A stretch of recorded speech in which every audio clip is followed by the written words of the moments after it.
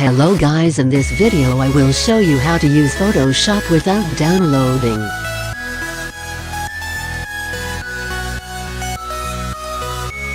In the comment section and on my website I have given link of this website where you can use Photoshop without downloading. You just need internet for that.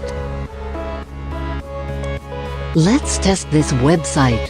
Let's edit an image.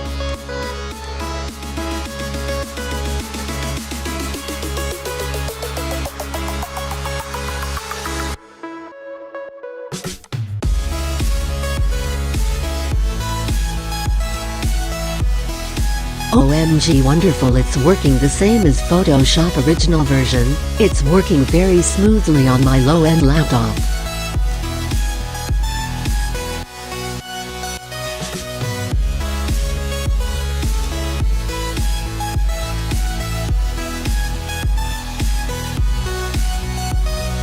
On low-end computer or laptop Photoshop lags a lot, and it doesn't run smoothly.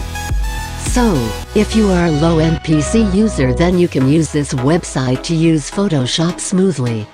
Thanks for watching and don't forget to hit the like button and subscribe.